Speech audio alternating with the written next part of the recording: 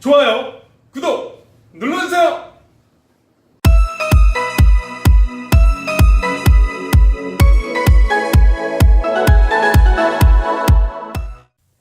제대로 알고 내 집 마련하기 위해 시청해주시는 우리 시청자 여러분, 안녕하십니까? 친절아빠 이충훈입니다.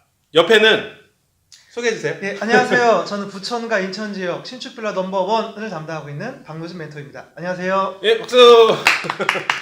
자, 오늘의 주제는 부천 1호선과 7호선 여러분의 선택은? 이라는 주제를 갖고 저희가 비교 분석을 해서 설명해 드리도록 하겠습니다. 그리고 여러분들이 끝에 어떤 것이 마음에 들고 어떤 선택을 하실지 댓글로 알려주세요. 그럼 들어가도록 하겠습니다. 고고고! 박수 한번 쳐. 자, 그럼 먼저 전체적으로 설명하기 전에 이 지역에 대해서 한번 1호선과 7호선에 대한 어떤 지역에 대한 설명을 한번 해주시겠어요? 지도를 보고. 네네. 네. 여기 보시면 현재 부천과 같은 경우에는요. 여기 남쪽으로는 1호선이, 북쪽으로는 7호선이 이제 지나다니고 있습니다. 1호선 북철 같은 경우에는 원래 지나다니고 있었는데 7호선은 새로 개통이 되면서 온수역을 지나 까치울역, 부천 종합운동장역, 춘희역, 그리고 이제 뒤쪽으로 역이 있는데 우선 신축빌라가 있는 위치는 부천 종합운동장역과 춘희역 주변 이렇게 지금 빌라들이 형성이 되어 있습니다. 그리고 1호선 같은 경우에는 온수역 다음인 역공역, 소사, 부천, 중동, 송내까지 여기 많이 있는데요. 굉장히 많은 빌라들이 현재 분양을 하고 있습니다. 네네. 많이 있죠. 7호선 같은 경우에는 이제 많은 분들이 아시다시피 강남을 한 번에 출퇴근할 수 있는 그런 굉장히 메리트를 가지고 있는 입지이죠. 사실 기존 역이 생기기 전 같은 경우에는 이 춘희동 같은 경우에는 주변이 대부분 공장지대로 이렇게 있다 보니까 부천 사시는 분들은 아실 거예요. 굉장히 깨끗한 이미지는 아니었죠. 그런데 역 주변이 개발이 되면서 점점 동네가 좋아지고 있고 그걸 틈타서 건축주분들이 집을 이렇게 짓고 있어서 자체적으로 재건축이 되는 그런 동네 이미지를 가지고 있고요. 1호선 라인 같은 경우에는 워낙 인프라가 기존부터 잘 형성이 되어 있다 보니까 특히 부천역 주변으로 많은 빌라가 이제 신축 분양을 했었고요. 그 다음 소사역 같은 경우에는 안산에서부터 올라오는 신안산선, 원시소사선이죠. 이쪽으로? 네, 그렇습니다. 오케이. 첫 번째 역인 소사역 다음에 소세월역 밑으로 해서 이렇게 역이 형성이 되어 있는데 이 역에 대한 호재 때문에 여기는 소사본동과 소사동이 분양을 하고 있는데 여기 소사본동 주변으로 굉장히 많은 빌라들이 분양을 했고 지금도 분양을 하고 있는 그런 상황입니다. 오케이. 지역에 대한 설명은 됐고요. 네. 강의하지 말고 편하게. 자, 그러면 먼저 소사 본동 건가요? 네네, 맞습니다. 소사 본동 거부터 얘기하고 요게 좀 7호선인가요? 여기는 소사 1호선이잖아. 1호선입니다. 1호선. 그리고 신곡동 빌라가 7호선인가요? 네, 맞습니다. 오케이. 자, 그러면 1호선부터 맞죠? 네, 맞습니다. 1호선부터 말씀해 드리도록 하겠습니다. 자, 이 집에 대해서 설명 한번 해주시고요. 장단점과 어떤 분들한테 네네. 어울리는지 한번 말씀해 주세요. 예, 우선은 저희 동영상이 이제 1호선하고 7호선 비교하는 그런 컨텐츠로 지금 안내를 해드리고 있는데요. 그래서 1호선과 7호선에 있는 빌라들 중에 가장 흡사한 빌라 2개를 제가 선정을 했습니다. 그래서 위치, 면적, 주변 환경, 심지어 구조까지 굉장히 흡사한 빌라 2개를 선정을 했거든요. 오케이. 그런데 약간 다른 점들이 있는데 그런 것들을 매물 설명 우선 하고 주변 설명도 한번 해드리겠습니다. 우선은 지금 여기 나와 있는 빌라는 소사본동에 위치하고 있는 삼성하우스라는 빌라입니다. 우선 위치를 간단히 설명을 드리면 소사역에서 소사역 여기 있습니다. 네. 소사역에서 남쪽으로 내려오시다 보면 소사 종합시장이 있는데요. 그 주변에 위치한 현장입니다. 여기가 이제 시장이거든요. 이 주변에 위치한 현장입니다. 여기에 있는. 네, 여기 부분에 있습니다. 여기 부분에. 네, 오케이. 여기 부분에 어딘가 있습니다. 그래서 역가의 거리는 한 600m 정도 떨어져 있다고 보시면 되고요. 자, 여기서 질문. 600m 몇 분?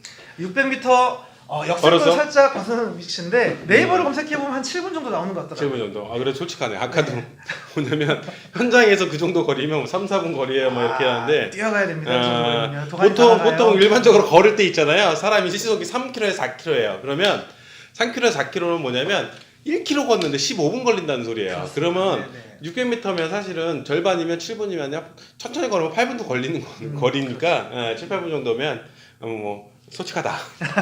네, 그래서 오케이. 성인 빨리 걸으면 한 5분 정도로 갈 수 있는데 빨리 7분 못 걸어요. 정도로, 일반적으로. 그 정도로 오케이. 이해하시면 될 것 같고요. 네. 그러니까 매물 설명을 계속 계속 하겠습니다. 그래. 오케이. 자, 우선 이 현장 같은 경우에는 1호부터 3호까지 이렇게 기준점 분양을 하고 있는데요. 그러니까 한 층에 3호 라인으로 돼 있다. 네네. 요거는 지금 남양 세대로 되어 있는 3호 라인에 대해 남양. 설명을 네. 드리도록 하겠습니다. 우선 사진을 먼저 보여드릴게요.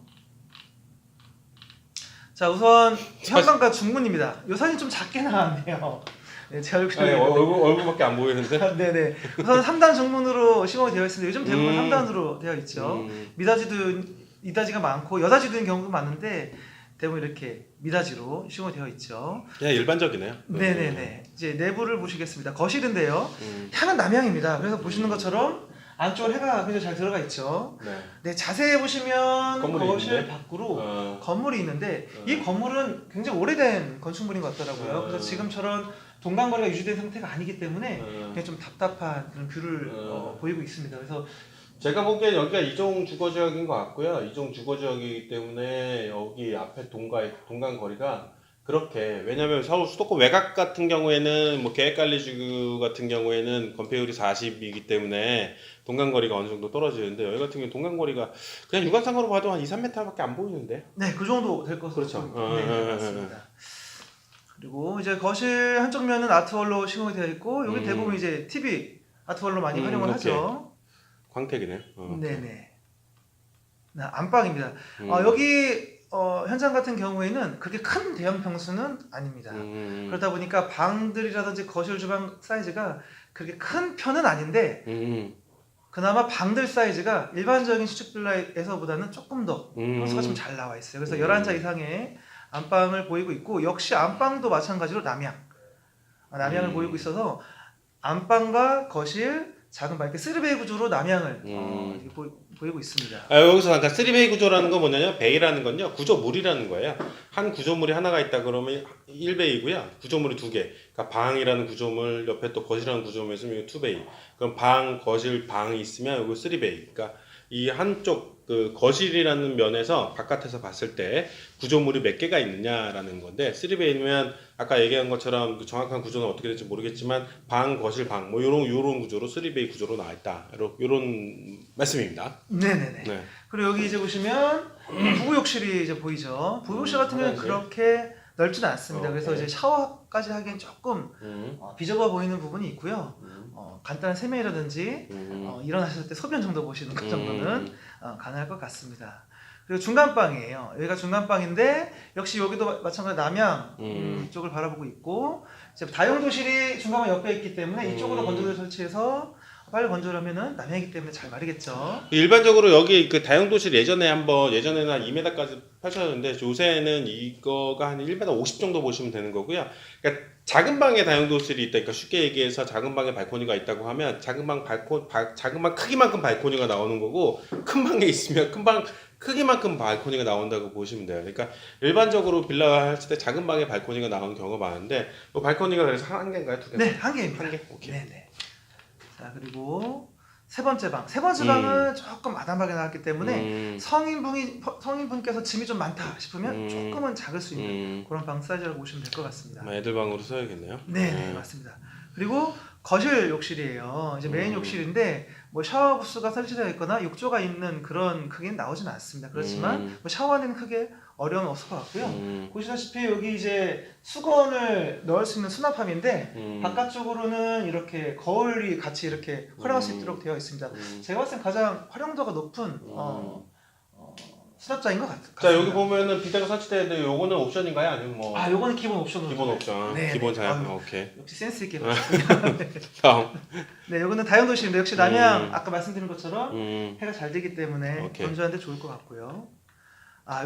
여기 주방입니다. 음. 이 주방 같은 경우에는 거실하고 연결된 일체형 구조는 아니고요.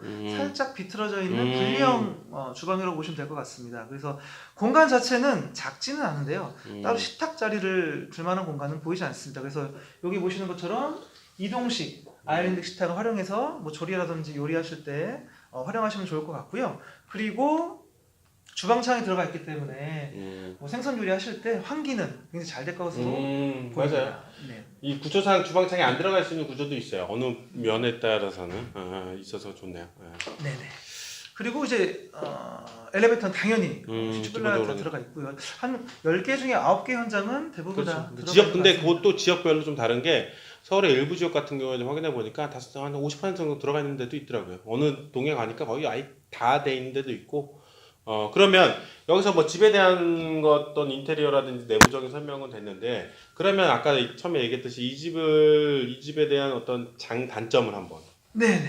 핵심 우선 맞다. 네, 장점 같은 경우에는 우선 쓰리베 남향이기 때문에 집이 굉장히 밝습니다. 밝아. 그렇기 때문에 겨울철 햇살이 잘 들어오기 때문에 뭐 그런 부분 충분한 장점이 될 수 있을 것 같고, 그리고 소사역이 한 600m, 한 7분 정도로 걸어갈 수 있기 때문에 역 이용하시는 분들에게는 굉장히 좋은데 1호선만 있는 것이 아니고 원시 선부터 같이 W역세권으로 되어 있기 때문에 시흥이라든지 안산으로 출퇴근하시는 분들, 그동안은 그쪽으로 출퇴근하시는 분들이 대중교통이 별로 좋지가 않아서 없었지. 많은 불편함이 있었는데 자가용 위주로 많이 할 네, 수밖에 없는 맞습니다. 상황이에요. 그래서 그런 장점은 충분히 있을 것 같습니다. 단점은? 예, 단점 같은 경우에는 지금 여기 사진에는 나오진 않았는데요. 여기가 이제 주차장이고 아이가 놀고 있네요. 여기가 이제 이 옆쪽이가 이제 진입로인데 진입로가 굉장히 좀 협소합니다. 진입로가 협소하다. 네, 들어오는 진입로 좌우측으로 오래된 단독주택들이 있는데 우선은 도로가 좁고 양쪽 주택에는 주차장 확보되어 있지 않기 때문에 약간 답답한 느낌이 들더라고요. 그래서 출퇴근 시간에 민감하시고 큰 차로 운전하는 게 조금 서투신 분들은 신기하게 조금 쓰릴 것 같습니다. 오케이. 여기의 실제 면적과 금액은 어떻게 돼요? 여기 분양가는 우리 온라인상은 잘 공개를 안 하는데요. 동영상이기 때문에 2억 4,500만 원으로. 2억 4,500만 원. 네네네. 실평수는? 그리고 이제 분양 면적은 이제 58제곱미터 정도로 분양 전용 면적? 아닙니다. 여기 이제 실평수? 네네, 실평수를 58제곱미터라고 이제 분양을 하고 있는데, 그러니까 58제곱미터면 여러분이 쉽게 생각하시면 60제곱미터가 18평이라고 보시면 되는 거고요. 그리고 17점 뭐 약간 17.12평 뭐 그 정도 나온다고 보시면 될 거예요. 네, 맞습니다. 그러면은 이쪽에 있는 이 금액이 시세가 네. 소사역의 시세에 비해서 이 집의 시세는 어떻게 돼요? 이 집의 시세 같은 경우에는 딱 중간이라고 보시면 될 것 같습니다. 왜냐하면 이제 소사역 주변으로 분양을 하고 있는 현장들이 가장 저렴한 3룸 같은 경우 2억 2천 후반대부터 비슷한 평에서 약간 커지는 분양가로 2억 4, 5천 정도를 보이고 있거든요. 그렇기 때문에 낮은 편은 사실 아니에요. 낮은 편은 아니고 중간 정도라고 보시면 될 것 같은데, 하지만 입지가 좋다 보니 좀 빠른 분양이 예상되는 그런 현장이라고 보실 수 있습니다. 오케이. 여러분 이제 기억해 주세요. 1호선에 보셨던 소사 본동의 신축 빌라인데요. 이름이 삼성 하우스고요. 네. 자, 그럼 두 번째 7호선을 이용할 수 있는 빌라입니다. 그러면 이 집에 대해서 설명을 한번 해주도록 하세요. 네. 네. 7호선 같은 경우에는 지금 현재 분양하고 있는 데가 이제 춘희역 주변으로 이제 분양을 많이 하고 있거든요. 근데 춘희역에 있는 매물을 제가 가지고 와서 비교를 하기에는 소사본동에 있는 분양가가 너무 차이가 많이 납니다. 춘희역이 너무 많이 더 높기 올라서. 때문에 3천 정도 더 높기 때문에 춘희동에 있는 빌라가 아닌 바로 옆 동네 신곡동에 있는 빌라를 저희가 가지고 와봤습니다. 그래서 거리상으로는 춘희역에서 좀 더 멀어지네. 네, 맞습니다. 800m 정도 800m 떨어져 있기 때문에 10분이 조금 더 걸릴 수 있는 그런 거리라고 보시면 될 것 같고요. 그럼 내부 설명을 간단하게 드리도록 하겠습니다. 네, 우선 여긴 현관과 중문입니다. 딱 보는 순간 인테리어가 활 났네. 조금밖에 안 보셨는데 굉장히 센스가 딱 보는 순간. 우리야 뭐 어차피 또 보면 다 알지. 네. 미닫이 문으로 많이 시공하는데 여기 여닫이로 중문이 이제 시공이 되어 있고요. 여닫이도 절개가 돼 있어 이쁘네. 들어가자마자 안에 딱 유리돼 있어서 투명인가 불투명인가 투명인 것 같은데 뒤에 네, 딱 투명입니다. 환하게 보이고. 오케이. 들어가자마자 바로 내부가 보이는 구조는 아니고 좌측으로는 거실, 우측으로는 주방이 보이는. 좌측은 거실. 네네. 오케이. 네, 들어와 보시면 여기가 거실입니다. 여기는 조금 인테리어가 깔끔하게 나온 편이기 때문에 신부님들이 많이 좋아하시더라고요. 그러니까 여러분들이 보실 때 그 만약에 수도권 외곽 중에 뭐 일산이라든지 파주라든지 아니면 뭐 분당에 있는 그쪽에 있는 광주라든지 용인 이쪽 부근에 있는 인테리어들은 되게 잘 돼 있어요. 컨셉 빌라들이 많이 있고. 근데 예, 수도권에 있는 이제 부천이라든지 인천에 있는 집들은 인테리어가 그렇게 뛰어나진 않아요. 그런데 아까 보셨던 기준, 지금 거 말고 아까 보셨던 기준이 일반적인 기준이고, 요 빌라는 뭐냐면 요새 아파트를 입주하시던지 아니면 오래 사셨던 분들이 인테리어 할 때에 지금 나오는 선호하는 게 다 들어가 있어요. 실제 여기 보면 별 보면 이런 거 되게 선호하거든요. 선호하고 요거 인터넷에서 많이 팔고 있고요. 그리고 전체적으로 보면 이렇게 간접 조명 등 들어가 있고, 그리고 그래도 여기 바닥에서 한 3cm밖에 안 떨어져 있네요. 거의 전창 위주로 해서 전체적으로 다 창을 뽑았고, 그래서 느낌 자체가 전체적인 조명을 잠깐 이런 어떤 간접 조명 위주로 집을 전체 분위기를 잡아주는 그렇게 했는데 상당히 은은하고 괜찮네요. 요새 요렇게 일반적으로 집을 꾸미실 때 인테리어 하는 어떤 트렌드예요, 이게. 네. 네. 트렌드 중에 하나죠. 계속 얘기해 주세요. 예. 네, 그리고 이제 거실 밖을 보시면 다른 건축물이 또 보이죠. 이제 네. 같이 분양하는 다른 동이라고 보시면 되는데 동간거리는 어느 정도 떨어져 있습니다. 가운데 이제 도로가 끼어 있기 때문에 막 막힌 느낌은 들진 않고 동양의 향을 자랑하고 있고요. 오전 해가 들어오겠죠. 자, 그리고 안방입니다. 이제 아까 매물하고 자꾸 비교를 하게 되는데요. 아까 보셨던 소사본동 빌라보다는 방들이 조금 더 작게 나와 있습니다. 보시면 창은 2개라 햇살 굉장히 잘 들어오고 하지만 방이 조금 작다라는 느낌이. 자, 여러분들 여기서 지금 이제 생각을 해보셔야 되는 게 이 방이잖아요. 근데 딱 보니까 여기 문짝이 이렇게 나와 있어요. 되어 있어요. 그러면 이렇게 문이 된다고 그러죠. 여기서 구성하려고 하면 장하고 쉽게 얘기해서 그 침대를 놔둬야 되는데, 창이 이렇게 볼 때는 이렇게 창이 2개 있을 때 밝은데, 여러분들 둘 중에 하나 선택을 하셔야 된다는 거죠. 여기를 막을지 여기를 막을지. 만약에 요거 안 맞고 여기다가 장롱을 놔둔다고 하면 장롱이 제가 보기에는 6자 뭐 정도밖에 안 들어갈 것 같은 거죠. 그러면 9자 이상의 장을 넣는다고 하면 이쪽 면이나 이쪽 면 둘 중에 하나 갈아야 된다는 거예요. 그러면 사실 이 창은 나중에 쓸모가 없는 창이 될 수가 있어요. 근데 그런 구성도 실제로 현장에 가서 보실 때 참고해서 보시면 좋을 것 같아요. 예, 계속 말씀해 주세요. 네. 그 여기 옆에 보시면 이제 또 부부 욕실 있고 보이죠? 화장실.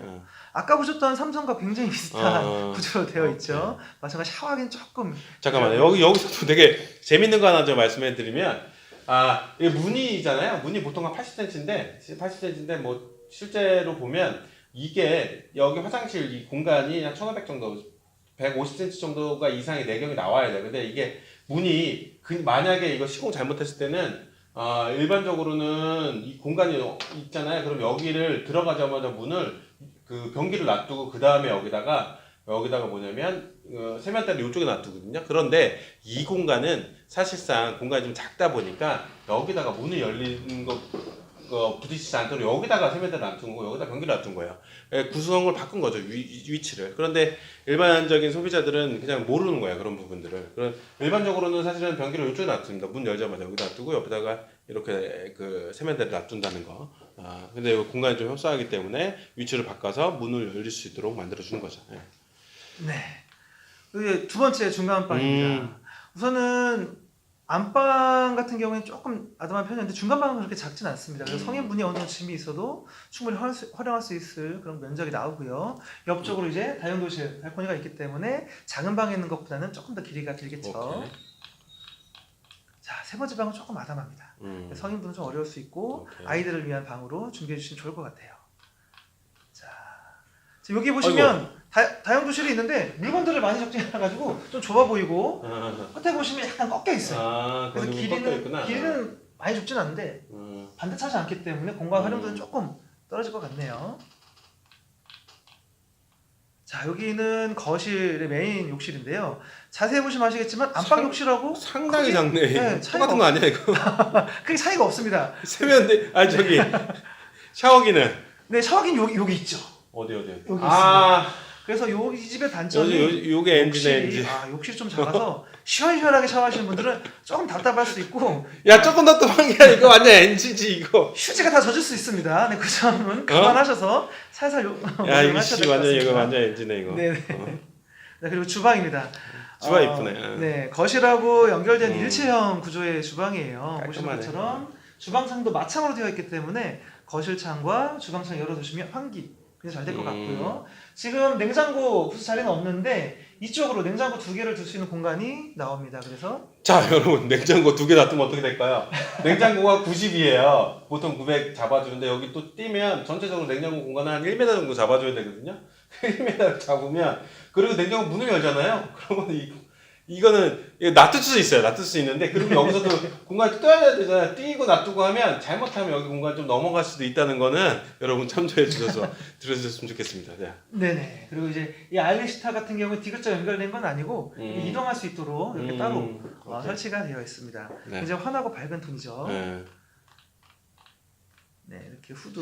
이게 참 집을 이제 그냥 이렇게 사진이나 실제 가서 보실 때하고 내부의 가구나 이런 구성할 때하고는 실질적으로 차이가 되게 큽니다. 그래서 제가 이제 영상에서도 가끔 말씀드리는 게 이런 부분이에요. 뭐냐면 집에서 하루를 살아보는 생각으로 한번 그려보시라. 내가 어떻게 아침에 일어나서 세수하고 밥 먹고 요리하고 뭐 이런 것들을 그려보고 가구 배치 어떻게 해서 구성할지를 그려보라라고 제가 하루 동안 살아보라고 말씀드리는 이유가 이런 점이 있어요. 그래서 눈으로만 보이는 시각적으로만 내가 혹하지 않고 이렇게 하는 게 되게 좋습니다. 계속 말씀해 주세요. 네네. 여기 주방창 보이고요. 네, 옆모습도 이렇게 나옵니다. 얘 같은 경우에는 2개 동으로 이렇게 되어 있다 보니까 우선 주차는 100%가 여유 있게 나오고요. 그 옆쪽으로 이제 주차를 더 할 수 있는 공간들이 나오다 보니까 100%보다 조금 더 여유가 있지 않나 그렇게 보이고 이면도로가 또 양쪽으로 있어요. 그러니까 좋네, 더 좋네. 여유가 많이 있을 것 같습니다. 자, 그러면 이 집에 대해서 생각하는 최종적으로 장점과 단점에 대해서 한번 얘기해 주세요. 우선 장점은요. 우선 지도를 보고 설명을 드리겠습니다. 여기가 이제 춘희역 주변이고 정확하게 신곡동으로 들어가는 집인데요. 춘희역이 여기에 있습니다. 여기에 있는데 네. 여기서 800m 거리인데 어느 쪽인가요? 네, 여기 어딘가에 있습니다. 요쪽에 조마루 사거리에 네, 쪽에, 여기 쪽에 조마루 있고. 사거리 주변에 있는데요. 여기 장점은 우선 위치입니다. 우선은 춘희역을 도보로 이용할 수 있다는 장점도 물론 있지만 도보 10분. 네, 도보 10분이요. 10분이면 오케이. 이용할 수 있는 장점이고 그리고 학군은 앞에 좋네. 보시면 초등학교 2개, 중학교 1개, 고등학교 1개 이렇게 다 모여 있습니다. 그리고 동네 공원도 하나 있고. 네, 여기 연꽃공원이라고 여기 공원도 하나 있고요. 좋네요. 동쪽으로 위치하시다 보면은 이쪽은 이제 어미산 등산로, 그리고 음. 경인랜드, 그리고 밑에 보시면 레포츠 공원으로 불리는 데가 있죠. 부천에 많은 학생들이 여기로 소풍을 많이 가는데 여기 위치하고 있어서 녹지를 좋아하고 산책 좋아하시는 분들은 굉장히 여기서 녹지 가려고 하면 15분 걸리겠다. 네, 운동 삼아서 쓰셔간다고 생각하셔야 될 것 같습니다. 그리고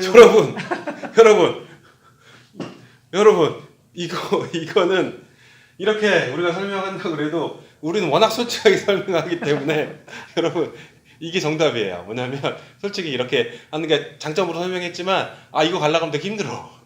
이건 알고 계셔야 됩니다. 네. 그리고 이제 이 서쪽으로 보시면 네. 여기가 이제 위엠더 스테이트 그리고 이제 여기 롯데백화점이거든요. 오케이. 롯데백화점이 여기 있는데 여기 이제 5대 신도시 중에 하나 들어가는 중동 상권 여기 형성되어 있다 보니까 여기 백화점, 홈플러스 이쪽을 학원과 그리고 여기 메디카 센터부터 해서 편의생활시설을 충분히 이용할 수가 있기 때문에 입지적인 장점이 충분히 있는 그런 위치라고 보실 수 있습니다. 근데 다만 이제 조심히 하실 부분이라면 이 집에 대한 단점이 아니라 이 주변에 대한 단점인데요. 보시는 것처럼 이게 테크노파크 이쪽에도 이제 도당동과 내동에 연결되어 있는 공업지대, 상업지대가 굉장히 많이 있습니다. 근데 이제 이 지도로 봤을 때는 잘 안 보이는데 막상 가서 보시면 밀링이라든지 선박 이런 건물이 많이 보입니다. 그래서 이쪽 주변으로 집을 구하실 때는 반드시 주변 환경이라든지 여건들을 잘 확인하시고 보셔야 될 것 같습니다. 오케이, 알겠습니다. 자, 그러면 이 집의 분양가는 어떻게 돼요? 이름이 뭐죠? 이 현장의 이름이?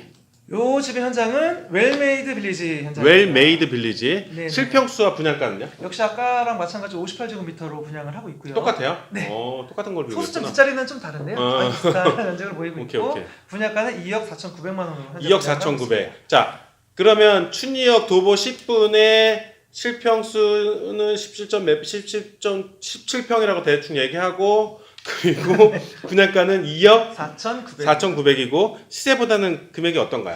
시세보다는 조금 높다라고 좀 높다. 할수 있는데, 요거는 시세보다 좀 높다. 그 이유가 사실 있습니다. 왜 그러냐면 이유가? 방금 말씀드렸던 이 공업지역, 상업지역 중심으로 공장과 맞물려 있는 그런 빌라들이 있습니다. 이런 현장 같은 경우에 그런 부분 시세가 좀 낮기 때문에 시세가 낮기 전체적으로 때문에, 오케이. 전체적으로 좀 낮은 집들이 있긴 있습니다. 자, 그러면 이제부터 이제 결정을 내려야 됩니다. 자, 네네, 지금 봤던 7호선의 춘희역 도보 가능한 10분 거리에 있는 웰메이드 빌라 2억 4,917평. 자, 그리고 우리가 처음에 봤던 소사 본동에 있는 소사역을 이용 가능한 6분 이용 가능한 실평수 17평의 삼성하우스 네. 금액은 2억 4,500입니다. 2억 4,500. 별 차이가 없네요. 네, 거의 차이가 없어요. 거의 차이가 없어요. 네. 자, 그러면 우리 그 박노진 멘토는 어떤 거 선택하시겠어요? 저의 선택은 말이죠. 저는 7호선에 가까운 신곡동 빌라 웰메이드 빌리지를 선택할 것 같습니다. 이유는?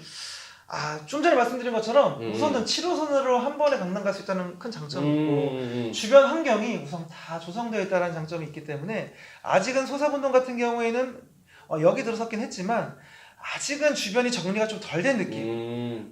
재건축을 하려고 했다가 포기되면서 조금 부천시에서 약간 손 놔버린 그런 동네 이미지가 있다 보니까 아직은 좀 많이 성장될 부분이 많이 있다. 많이 있다. 네, 보여서. 그럼 저는 저도 여기 마음에 들긴 했었지만 저는 그래도 그 관점을 좀 바꿔서 저는 소사역을 이용 가능한 6분 거리에 삼성 빌리지인가요?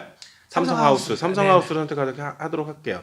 왜냐하면 여기는 일단 더블 역세권이고 특히 1호선 라인의 어떤 상업지구의 인근에 있는 집들은 유입이 계속 지속적으로 될 수 있는 가능성이 있다는 거죠. 서울의 인구가 계속 외곽으로 좀 빠지고 있기 때문에 그래서 이 집을 선택하는 건 사실은 인테리어나 이런 거는 볼 것도 볼 게 별로 없어요. 그런데 그 부분 앞으로 지속 가능한 유입 인구 그것 때문에 이쪽이 좀 낫지 않을까라는 저는 선택했습니다. 자, 그럼 여러분은 7호선에 웰메이드 빌리지 못하겠어. 웰메이드 빌리지를 선택하시겠습니까?